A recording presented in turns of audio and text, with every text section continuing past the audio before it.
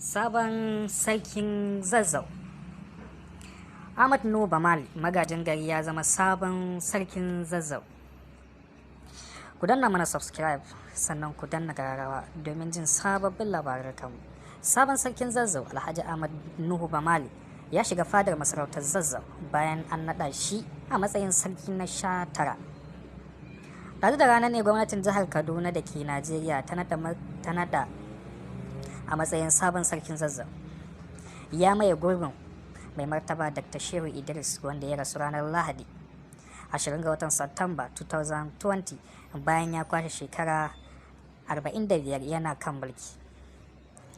Sakon da aka wallafa a shafin gwamnatin jihar Kaduna na Twitter ya ce, gwamnatin jihar Kaduna ta sanar da naɗa Alhaji Ahmad Nuhu Bamali a matsayin sarkin Zazzau na 19.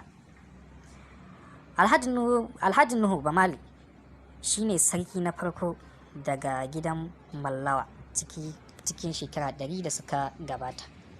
Bayan rasuwarsa, sarki Sida a shekara 1920 a cewar sanarwar.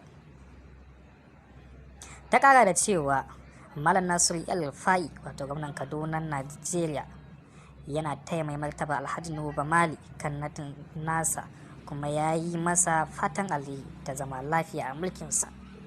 Tarihin sarkin Zazzau Nuhu Bamali. Alhaji Ahmad Nuhu Bamali shine magajin garin Zazzau kuma jakadan Najeriya a kasar Thailand kafin nadansa a matsayin sarki. Da ne ga Nuhu Bamali magajin garin Zazzau kuma tsohon minista a Najeriya wanda ya rasu 2001. A makon jiya ne gwamnatin Kaduna ta ce masu zaben sarki za su sake tattaunawa domin zaben wanda ya dace bayan an soke zaben farko saboda sun cire mutum biyu da ke takara. A ranar 22 ga watan Satumba ne gwamnan El-Rufai yayin da yake jiran sunayen daga masu zaben sarkin Zazzau yana karanta wani littafi mai wani farfesa farar fata kan zaben sabon sarkin Zazzau. A shafinsa na Twitter, El-Rufai ya wallafa hoton bangon littafin da farfesa MG Smith ya rubuta mai taken gwamnati a Zazzau wanda aka wallafa a 1960. Gwamna El-Rufai ya ce littafin da ake bayani kan zaben sarakunan Zazzau daga 1800 zuwa 1950 zai yi masa jagora wajen yanke shawarar zaben sabon sarkin Zazzau. Daga bisani ya samu ƙarin littattafai wanda